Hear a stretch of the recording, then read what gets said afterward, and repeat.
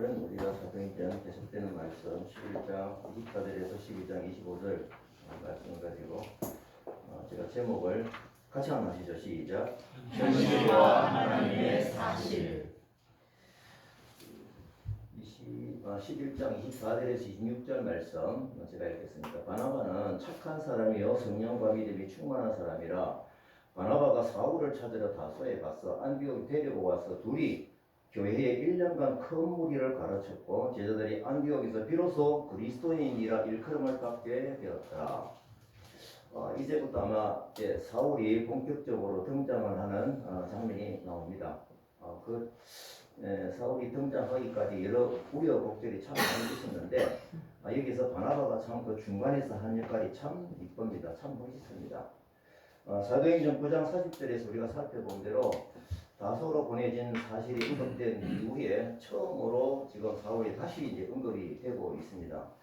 다소로 가서 머문 기간이 우리가 성경 공부하면 알게 되는데 정확히는 알 수 없지만 한 10여 년의 시간이 흘렀다고 봅니다. 저는 이게 사울이 그 열정으로 자기 고향 다소에서 기록은 없지만 가만히 있었겠냐. 나중에 보면은 그 사울이 전도 여행을 할 때 자기 고향 쪽으로 가는 이유가 그럴 겁니다. 길리기야, 가빠도기야 이런 지역으로 가면서 이전에 자기가 복음을 뿌렸던 거기서 결국 교회를 개척하는 그런 일들을 우리가 보게 되거든요.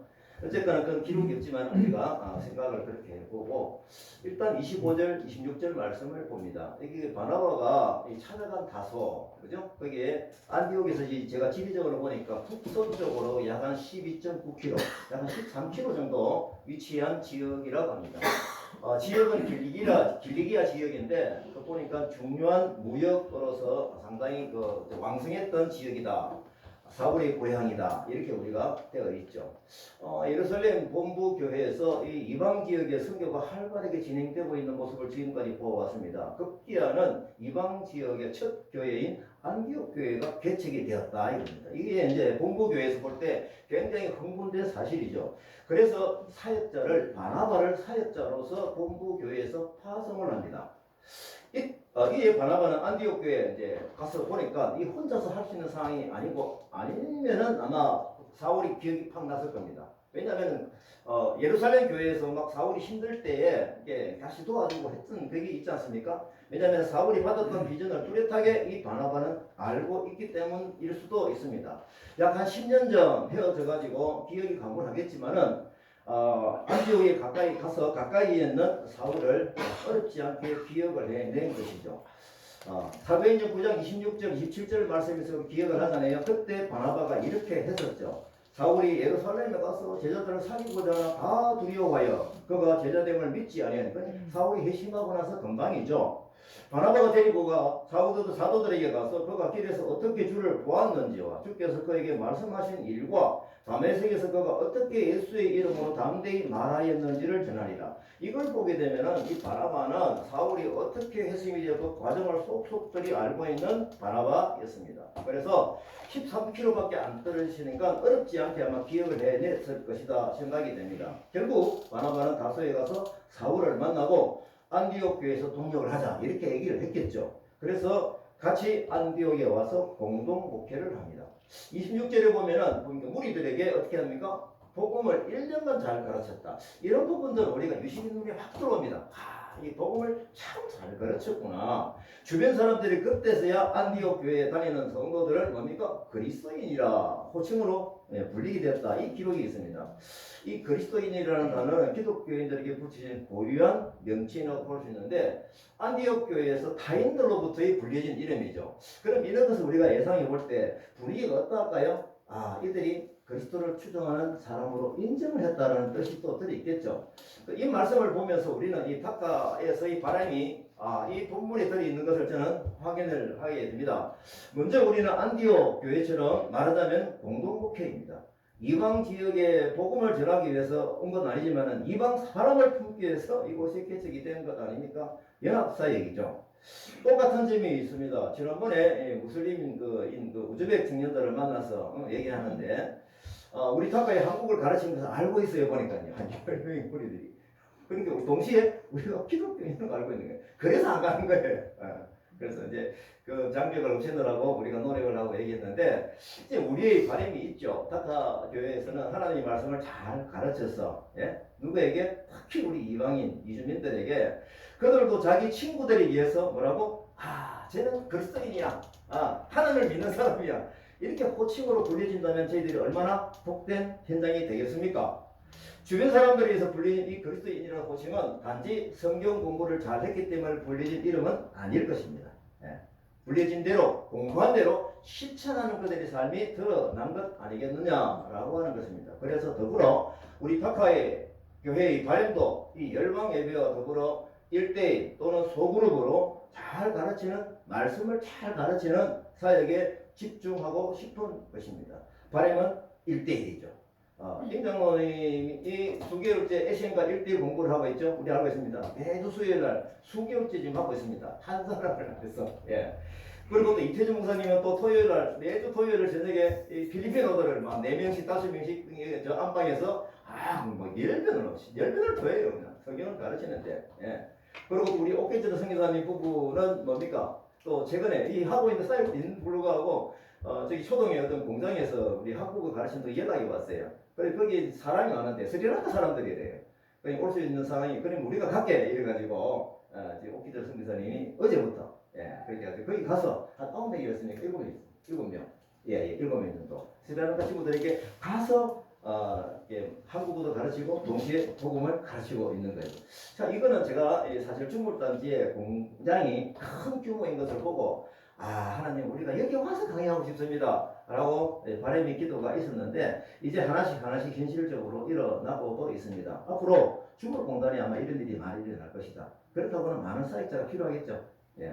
자, 어떻게나 하나님이 필요에 의해서 하나님께서 이 자리에 모여서 이 선교 사역을 감당하게 한다라는 그 뜻을 하나님의 마음을 우리가 깨닫고 있으면 좋겠습니다. 뭐 저는 이 방글라데시 청년들 이 담당이니까요 계속 문을 두드리고 있습니다. 그 무슬림이 그 상황에서 공장에 찾아가서 막 해보기도 하고 오라고 해보기도 하고 계속 애를 썼죠. 최근에는 제가 하산하고 이제 만나고 있는데 그는 제가 대화를 해보니까 알고 싶어서 꾸란과 성경을 비교해서 보았다고 그래요. 지금까지 처음 들어봤거든요. 그래서 제가 그 얘기를 하면서 꾸란과 성경에 이런 일 좋은 걸 씁니다. 그래서 착한 일을 많이 하면 천국에 간다. 핵심을 모르고 있더라고요. 성경을 많이 하는데 제가 속으로 됐다. 공약이다. 그래서 제가 약속을 하고 지금 한 2-3번 만나고 있는데 제가 구세주 예수님을 반듯하게 알려주고 싶어서 요한복음으로 공부를 하고 있습니다. 요한복음은 이미 방글라데시어로 이 인쇄를 다 해갖고 가지고 있거든요. 준비돼야 돼. 전쟁이 터져서 그때 무기를 수입하면 어떻게 됩니까?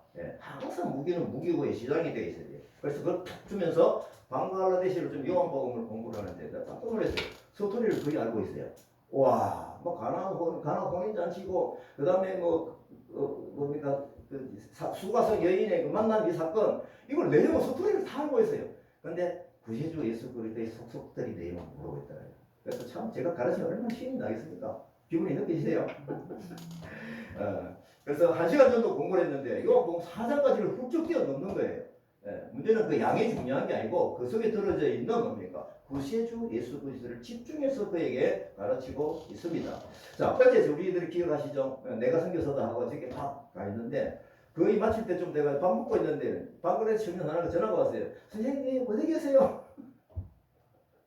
너 어딘데? 수산에 있습니다.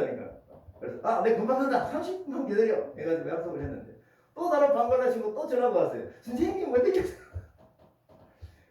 어디야? 수산인데. 잠깐 기다려. 그 다른 팀이에요. 그래서 약속을 하고 밥을 퍼뜩 먹고 그래서 이제 여기 와서 애들 만나서 저는 선생님 어디 계세요? 이 전화 받으면요 너무너무 기뻐요. 너무 기뻐요. 그래서 제가 지금 집을 이쪽으로 이사한 이유가 뭡니까? 5분 대기적으로 출동하려고 이게 이사한 겁니다. 상동에 있을 때는 30분 거리가 돼가지고 좀 깨어리기도 하고 지금 다음에 만나자 갈 수밖에 없고 그래서 가까이 와서 있습니다. 그래서 제가 이 친구들하고 계속 얘기를 하다 어제는 이 두 무리가 같이 모이고 5명이 한꺼번에 모인 게 우리 파카스터 같이 계시잖아요, 그죠? 거기서 뭘 약속했습니까? 성경 공부를 구체적으로 하기로 많은 사람이 고난에서 뚜렷하게 약속하니 이전에 약속을 했는데 어제 약속은 좀 달라요. 그래서 정말 감사하다. 그래서 저는 어제 참 행복하다. 우리가 복음을 전할 수 있는 사실 상대를 이렇게 쉽게 만날 수 있고 이렇게 4년간의 지금 4년이거든요. 4년간의 그 관계 속에서 이렇게 만들어진 것 정말 참 감사하다라는 표현을 하게 됩니다. 그래서 다카에서는 열방 예배를 하면서 성경을 열심히 가르치고 있습니다. 우리의 바람은 뭡니까? 근로자들이 자기들의 친구와 이방 사람들, 자기 친구들과 어떤 친척들이든 사람들에 의해서 뭐다?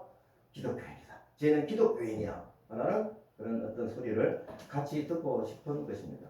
또 중요한 것이 있습니다. 우리 스태프들도 정말 주의해야 돼요. 성경을 가르치는 성경을 안 보고 옛날 발록으로 가르치는 이 실수를 범하면 안 되거든요.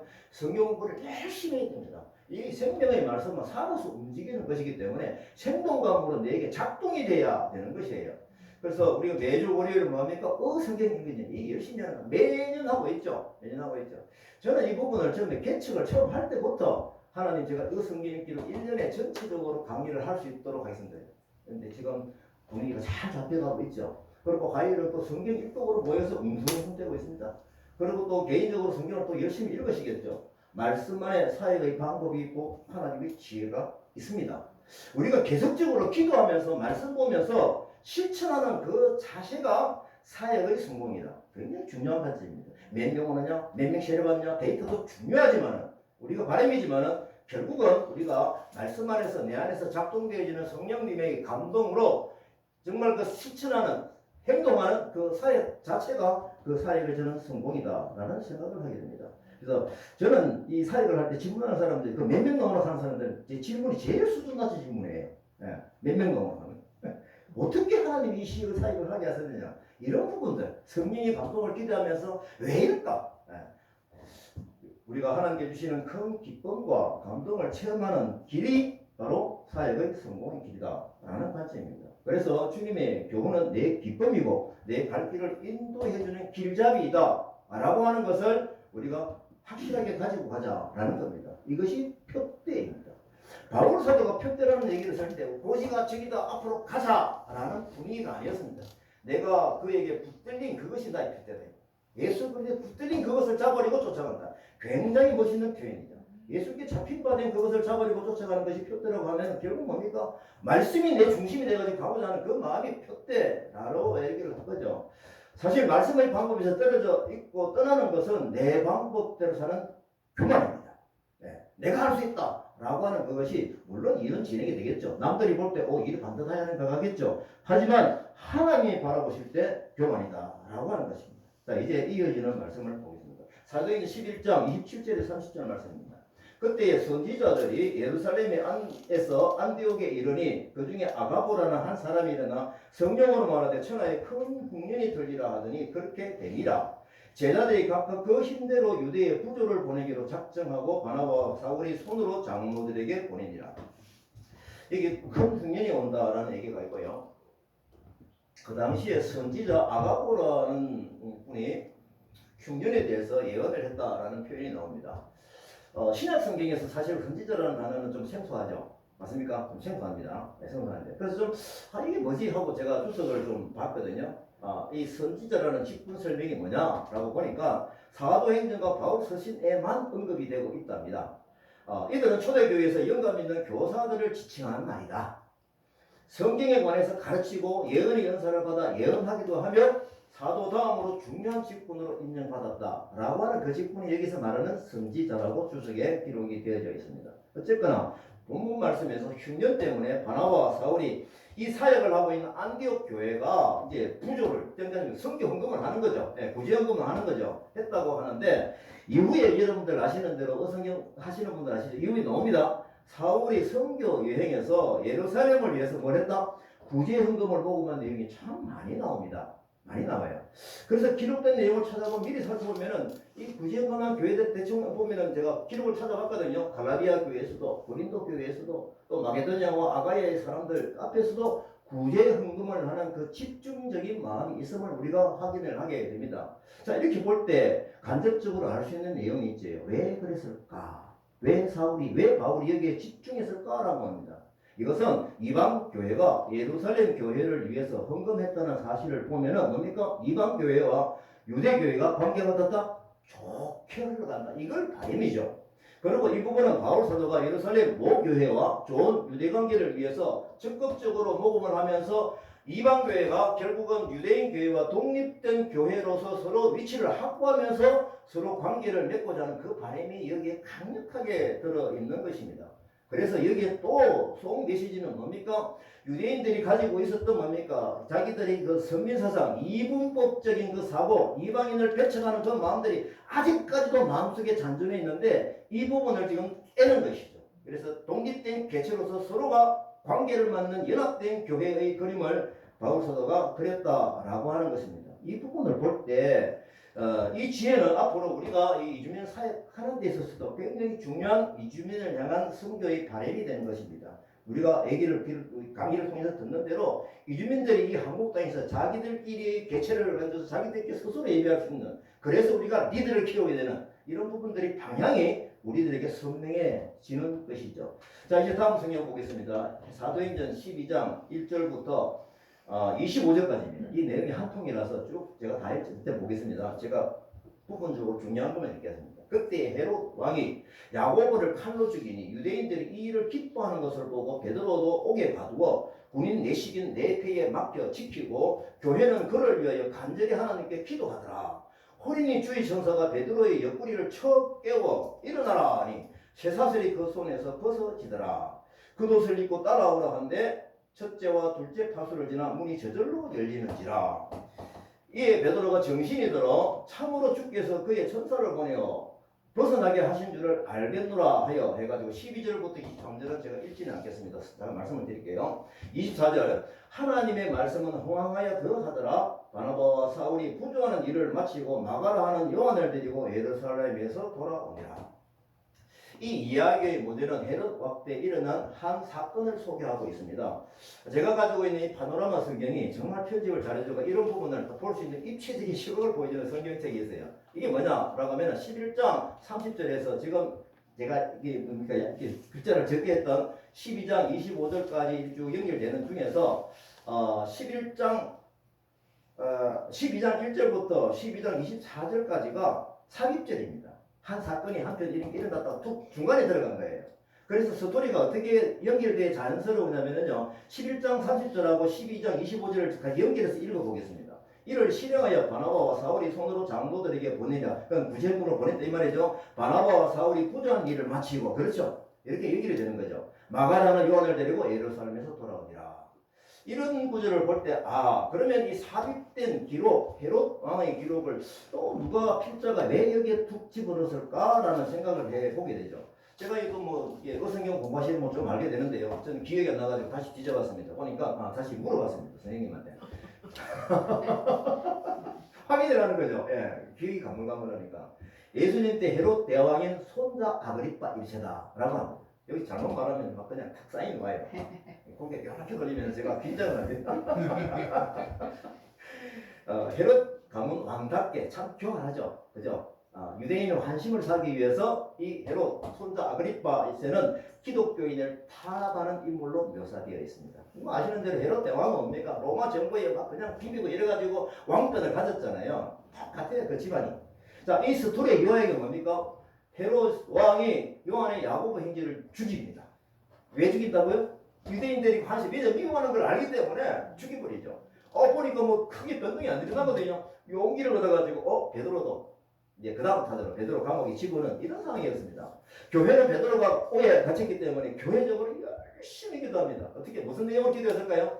베드로가 거기서 잘 견디라고 탈출시키게 해달라고 하고, 우리 같으면 그렇게 기도를 하겠죠. 이런 기도를 하고 있는 모습을 생각을 하게 되는 거죠. 자, 그때 기도할 때다도 좀 봅니다. 주의 천사가 베드로를 감옥에서 탈출시킵니다.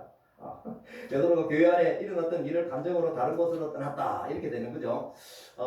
그 다음에 헤롯은 베드로를 놓친 파수꾼들도 죽여버립니다. 예. 지금 간증한 내용을 얘기한 거고요. 그 다음에 이후에 헤롯은 계속적으로 교만하여 자신이 신의 칭호를 받으며 즐기다가, 신의 칭호. 당신은 신이다 해도, 그렇지 하고 이렇게 하다가 주의 사자에 의해서 죽임을 당하고 벌레에 먹혀 죽는다는 내용이 나옵니다. 여기서 강조되는 게 뭘까요? 교회를 박해했던 헤롯의 비참한 최후를 강조하는 겁니다. 예, 그러면 비참한 최후만의 강조가 아닙니다. 예, 주의 사자가 이렇게 헤롯을 죽게 한 것은 주의 사자인데 박해하는 사람은 그 말이 이렇게 그냥 두지 않는 하나님의 사자가 두지 않는 그런 일들이 일어난다라는 것을 암시해 주고 있죠. 자, 여기에서 사도 중에 첫 순교자로 언급되고 있는 요한의 형제 야고보는 베드로와 요한과 함께 예수님의 수제자 중에 보통 한 사람 잘 불려갔죠. 세 사람 중에서 그 한 사람 야고보입니다. 그래서 우리의 아들이라는 것을 보아내기라는 별명을 지어주기도 했죠. 그런데 알페오의 아들들은 야고보, 이하고 동일인이 아닙니다. 또 예수님의 형제 야고보 혼돈돼서는 안 됩니다. 다른 야고보입니다. 자, 이제 삽입된 내용을 볼 때, 이 베드로가 감옥에 들어갔죠. 베드로의 마음 상태를 우리가 짐작을 해보는 겁니다. 베드로는 예수님이 걸어가셨던 그 고난의 십자가의 길을 용기 있게 따라 나선 것으로 충분하게 보입니다.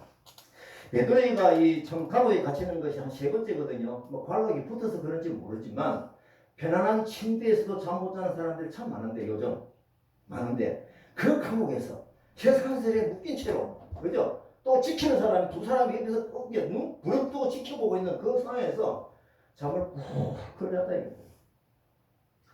얼마나 깊은 잠을 잤는지 천사가 베드로를 갖다가 탈출시키라는데 너무 잠을 자고 있는 거예요. 그래서 보니까 발로 찼는지 먼저 옆구리를 발로를 쿡 찌르지 못하게 막 심하게 찼을 것 같아요. 깨우는 겁니다. 그래서 베드로가 그 깊은 잠에서 일어나가지고 이제 어리둥절 됐겠죠. 예. 결국은 이 베드로는 왜 이렇게 감옥에서 편안한 잠을 잘 수 있었을까? 사실 생각해보면 야고보를 죽인 헤롯 왕에게 잡혔잖아요. 그러면 다음 타자는 누구다? 내가 죽을 수 있다는 생각을 충분히 할 수 있죠. 이런 절박한 상황에도 불구하고 코를 골았는지 안 그런지 모르지만 충분히 잤다. 이게 저는 말씀이 참 꽂히는 게 제 마음이에요. 어떻게 이렇게 잘 수 있지? 생각을 해봅니다. 그러면 이 베드로 깊은 잠을 쓸 수 있는 이유가 뭘까라고 생각해보면 베드로가 될 대로 되라 라는 어떤 그 부분일까요? 이제 복이다 뭐 우연 되겠지 라는 것이 아니고 뭡니까? 하나님께 온전히 맡기는 믿음이 지금까지 오순절 이후에 살아왔던 그 삶을 통해서 충분히 깨달았다라는 것이 드러나는 것이죠. 그래서 하나님을 향한 그 신뢰의 힘으로 예수님처럼 순교를 각오한 심정으로 있는 거예요. 예수님과 함께하는 것은 평강이고 편안 아닙니까? 이게 하나님의 사실과 현실하고의 차이점이라고 하는 겁니다. 베드로가 이렇게 이제 잠을 자고 일어났어요. 자다가 상당히 제가 볼 때는 순도가 높은 믿음이 아닌가. 요즘 제가 이제 이 부분을 볼 때 제 주변에 사업하시는 분 중에서 큰 어려움을 겪고 있는 사람들이 좀 있어요. 그런데 그 세 사람이 뭐 사업 어려운 분들이 한두 명이 있습니다. 하지만 제 가까이에 그분들이 그런데도 불구하고 이 복음 전하는 사역에 방방 뛰고 있는 거예요. 적극적으로 기쁨을 하고 있는 그 모습을 제가 쭉 오버랩해서 보고 있는 거예요. 이 말씀하고 좀 연결해 볼 때 이분들이 무슨 기부를 할까 참 궁금해져요. 예. 그래서 한 세 분 정도 있습니다. 임정식 장모님, 또 장문재 장모님, 김기동 기사님. 예. 아시잖아요.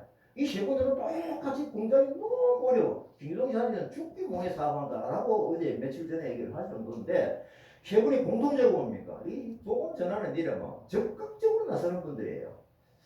그래서 저는 임정식 장로님께 제가 이게 이 간증을 듣고 싶어서 이 현장에 올 수 없잖아요. 그래서 제가 원고를 보내면서 좀 간증을 녹화를 좀 더더 라고 이제 며칠 전에 부탁을 했는데 그래서 영상으로 부탁하겠습니다. 예.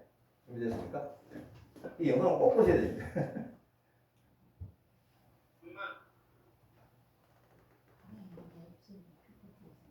예.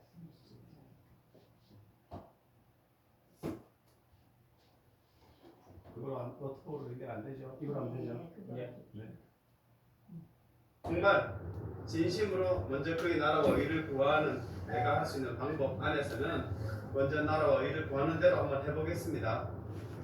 그래서 그 말씀이 내 삶 속에서 증명이 되는지 안 되는지 그걸 보고 싶었던 거 아니에요?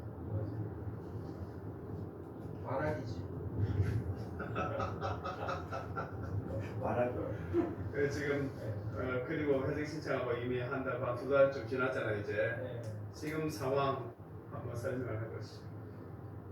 이게 이제 결정적으로 이제 회생을 해야 된다 생각했던 게 지금 우리가 악취 이 아이템이 맞다. 내 이제 나름대로 판단을 내려가지고 자 이제부터 이쪽으로 내가 올인한다 하면서 그 양돈 농가 내가 많이 사왔던 냄새 났던 사왔던 농가에다가 전화하고 가지고 약속을 딱 잡았는데 그 가는데 차가 서버린 거예요. 이게 BMW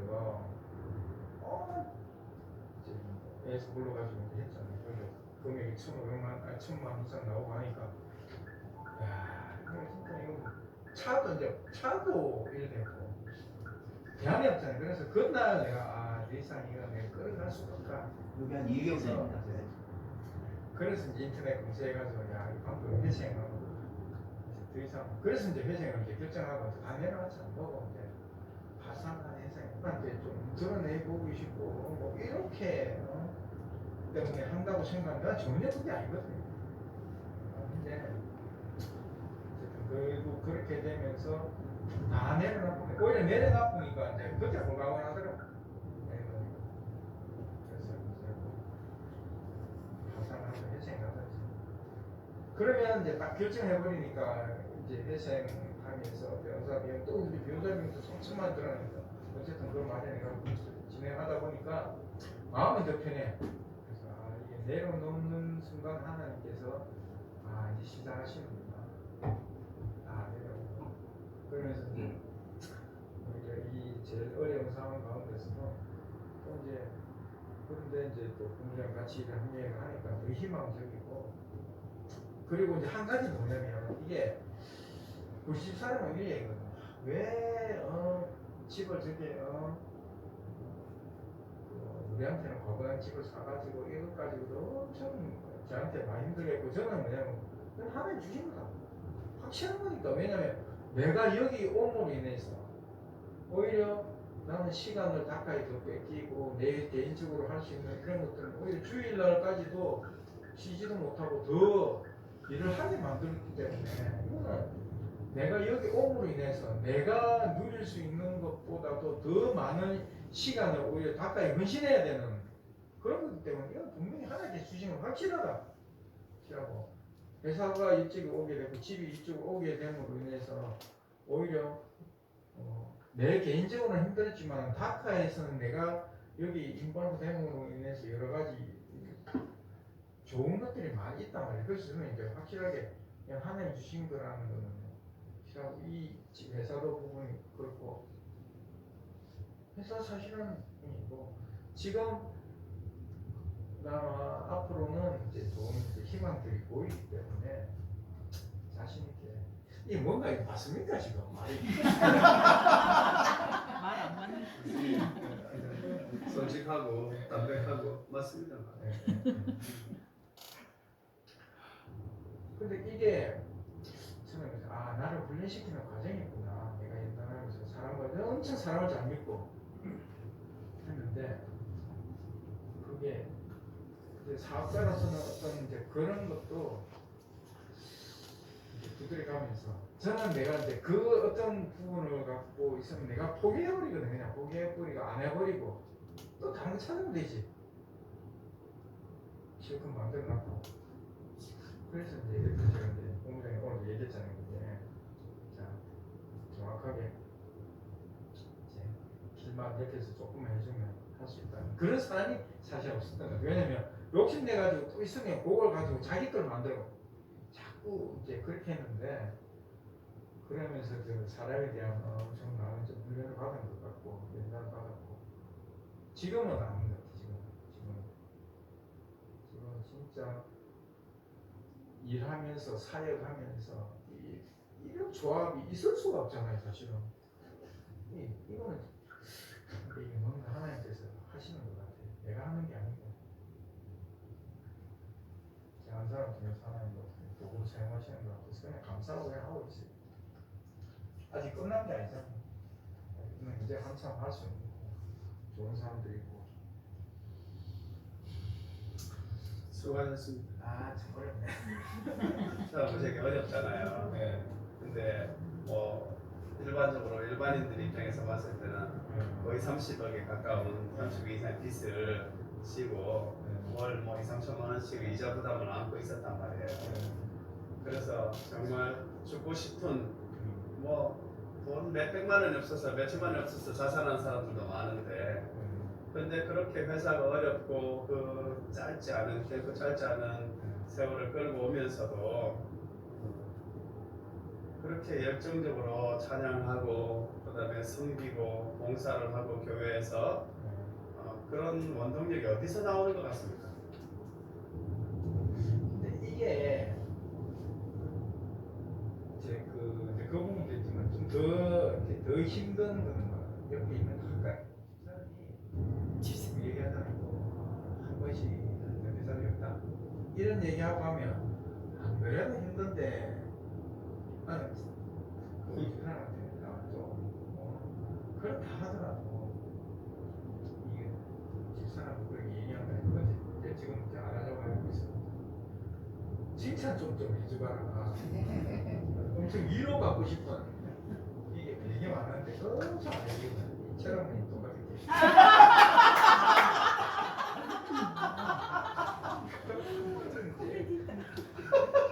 이제 그런 것을 더 힘들게 했던 중에 하나인데도 하도 그래도 방법은 하나님한테 오히려 어려울수록 더 열심히 했던 것 같아요. 열심히 어려워서 하나님한테 더 매달리고 답은 하나님밖에 없다. 그리고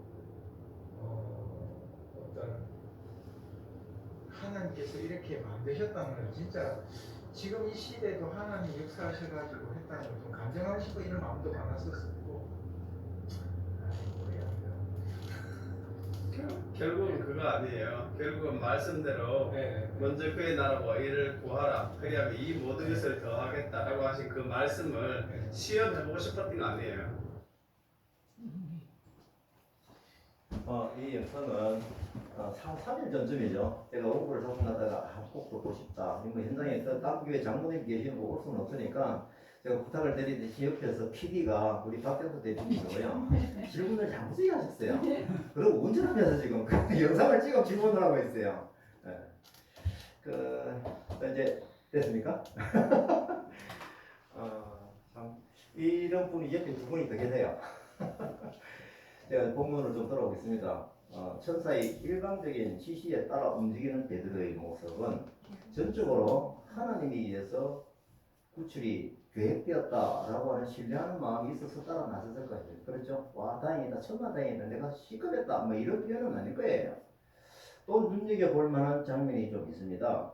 베드로가 풀려놓도록 열심히 기도한 사람들, 그 예루살렘 교회 성도들. 자, 이제 열심히 기도했을 때 아까 했잖아요. 어떤 일이 했을까요? 베드로가 구출이 되도록 뭐 이런 기도를 했겠지 않습니까? 예. 근데 베드로가 와서 문을 두드려요. 영접하러 나왔던 여자애가 기겁을 하고 사투리는 시급해가지고 막 혼비백산해가지고 안에 들어가 기도하던 제자들에게 뛰어갑니다. 그러니까 그 제자들이 뭐라고 그러니까 네가 미쳤구나. 나타난 베드로를 실제 눈으로 확인을 하고서 매우 놀라워. 참 이 아이러니의 모습이죠. 우리의 기도하는 자세를 가볍게 하는 메시지를 받게 합니다. 교회가 합심으로 하는 그 기도는 역사가 일어납니다. 다시 말씀드릴까요? 아멘 할 때까지 할 겁니다. 교회가 합심으로 하여 하는 기도는 역사가 일어납니다. 아멘. 그게 어떤 일이든 간에 베드로를 구출하는 하나님의 능력으로 기도하는 가운데 그게 응답으로 나타나는 것이죠. 기도하는 사람은 기도의 응답으로 깨달을 거고요. 기도하지 않은 사람은 와 다행이다, 어쩌다 그런 일이 생겨요. 따라서 교회가 단결을 해서 합심하여 기도하는 것은 하나님이 때에 하나님의 방법을 일어나는 역사를 기대하는 믿는 힘인 것입니다. 우리가 지금 이와 유사한 기도를 하고 있습니다. 저는 참 사도행전 말씀을 준비하면서 우리가 적용할 수 있는 부분 공부가 너무 많은 거예요. 그러면 제가 거꾸로 생각합니다. 여기에 지금 하나님이 기뻐하시는 이 현장이구나. 적용되어지는 게 너무 많은 거예요. 우리가 지난주 우리가 이 오피철 성기사님 그 돕는 배필 제가 말씀을 듣고 너무 감동이 제가 와가지고 우리 박경수 전도사님 아니 이지연 자매님 남편이 다카 사역을 돕는 배필의 역할을 하게 참 좋겠구나, 하는 것이 맞겠구나. 그래서 걸어다니고 사역을 할 수 있을 정도의 건강을 위해서 기도해야 되겠구나. 저것만 좀 해서 될 게 아니구나. 그래서 제가 사회를 보면서 교회적으로 기도하자고 선포를 했죠. 수년 동안 이 방법 저 방법으로 안 되는 건강 상황은 사실 베드로가 지금 감금되어 있는 상황과 유사하죠. 우리는 이 역사가 지금도 일어나고 있음을 믿음으로 받아들이십시다. 오늘 기록처럼 이재현 자매님이 벌떡 일어날 수 있도록 집중해서 기도하십시다.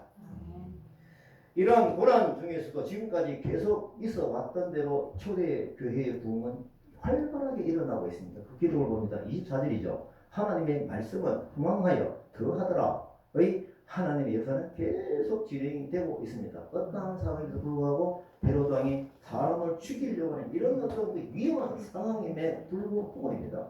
사도행전을 기록한 필자 누가는 이 성장을 헤롯의 비참한 최후와 극적인 대조를 이루었죠. 맞습니까? 삽입장이니까 대조를 시킨 거예요. 그런데 왜 이럴까? 또 생각해 보는 거예요.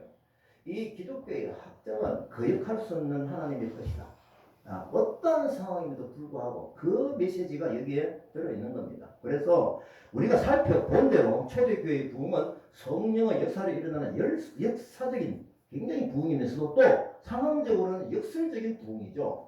이전에 제가 말씀드린 대로 이 부분에 대해서 이게 이 누가가 이런 대비를 참 많이 해놨구나 라고 해서 제가 기록을 한 것을 다시 뒤져 와서 가져옵니다. 다시 한번 살펴보십시다. 네, 기록만 보시겠습니다. 그렇죠?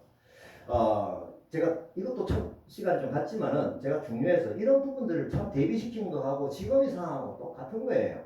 그래서 빨간 거는 상황이 험한 상황이고 그 다음에 녹색인 것은 뭡니까? 하나님의 방법이고 바로 연결되어 있죠. 그들이 이 말을 듣고 마음에 찔려 그들을 향해 이를 갈거늘 죽이려고 그죠? 근데 서도반이 성령 충만하여 하늘을 우러러 주목하여 하나님의 영광과 예수께서 하나님 앞에 서신 것을 보고 이게 대비되어졌어요.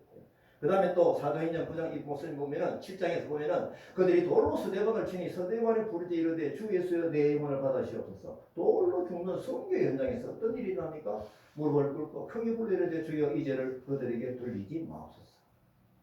그 다음에 사도행전 8장 2절 3절 경건한 사람들이 서대반을 장사하여 위하여 크게 울더라. 순교당한 서대반 얼마나 슬픈 현장입니까?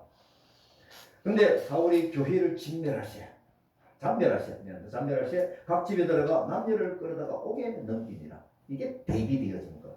서대반 순교 이후에 결과적으로 예루살렘 교회가 큰 박해가 일어났지만 이 박해는 그냥 못살게 구는 정도가 아니고 죽이는 위험한 박해죠. 그럼에도 불구하고 하나님의 부흥은 이렇게 역설적으로 일어났다라고 하는 그 기록이 뚜렷하게 되어 있는 거예요. 오늘의 기록도 보니까 그건 거예요. 헤로당이 믿는 사람을 죽이는 그 환경에서 24절 다시 한번 보면은 하나님의 말씀은 흥왕하여 더하더라. 예. 하나님의 역사는 상관없이 현실과 상관없이 일어나고 있습니다. 이 부분이 왜 우리에게 중요한가라고 하면은 지금 우리가 겪고 있는 여러 가지 어려움들, 환난들, 고난들, 특히 복음을 전하는 삶을 사는에도 불구하고 이런 일이 일어난 뚜렷한 경고가 왜 없지? 이런 부분을 볼 때 우리가 어디에 집중을 해야 될 것이냐라고 하는 겁니다. 하나님에게 열심히 이게 내 무슨 꼴이고 이렇게 볼 것입니까? 아니면 내가 이런 어려운 상황에도 불구하고 내가 하나님 주신 마음으로 복음 전하는 게 열정을 하고 있구나 이거 아니겠습니까? 하나님의 역사는 뚜렷하게 그분의 뜻과 계획으로 진행되는 것을 확인하는 것입니다.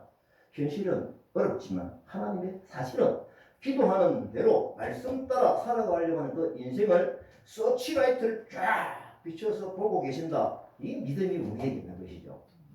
그래서 우리가 사역을 하면 힘들어도 웃어줘서 즐겁게 할 수 있는 이유는 바로 이것입니다. 이 체험은 앞으로 다가오는 다른 역경을 이겨내는 충분한 힘이 되고요. 또 있습니다. 이 체험이 주변에 어려운 사람들에게 뭡니까? 자기 감정으로서 위로하고 격려하고 씌워주는 그 역할 아니겠습니까? 또 있습니다.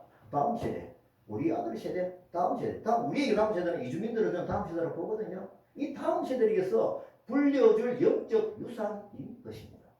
죽을 수도 있는 감옥에 갇힌 베드로를 위해서 열심히 기도하는 예루살렘 성도들처럼 저는 임장모님을 위해서 또 세 분 중에 한 분이신 또 장문재 장로님 이분도 지금 막 문단을판이에요. 사람이 엄청 그런데 직원이 20몇 명인데 이거 문단을판이에요. 법정 판단이 돼가지고 이어서 기도하십시다. 또 복음을 전하는 열정으로 헌신하시는 김기도 기사님 정말 열정을 하고 있거든요. 벌떡 일어나서 우리 박경수 전사님과 같이 돕는 배필로서 사역을 할 이지연 자매를 위해서 계속 기도하십시다. 고난 중에서 기도의 힘으로 하나님의 역사가 반듯하게 진행되는 그 모습을 우리가 공동으로 연합으로 보고 싶은 것입니다. 어렵고 힘든 현실은 맞지만 그 속에서 하나님이 주시는 희망을 기대하면서 성령님께서 보여주시는 그 장래일을 비전으로 받아서 그 나라와 의를 구하는 일에 열정으로 감당하는 믿음 생활을 한다면 현실의 어려움에 갇힌 인생이 아니라 하나님의 사실을 복된 삶을 받게 되는 것이죠. 이 삶을 위해서 중보기도를 하는 사람은 같은 은혜, 즉 보여지는 하나님의 역사를 같이 체험하게 될 것입니다. 임병동님이 제가 보니까 이 말씀을 보면서 사실 여러분 다 보셨잖아요. 그 어렵고 상황이 뭐 회심 뭡니까? 회심 신청을 한 그 망망선 그런 상황에도 그때 여기 와서 방방 뛰면서 사정을 했거든요. 도저히 못 따라가요. 저 힘이 어디서 나오지? 우리에게 공동적으로 보여지는 성령 주시는 그 마음 아니겠습니까?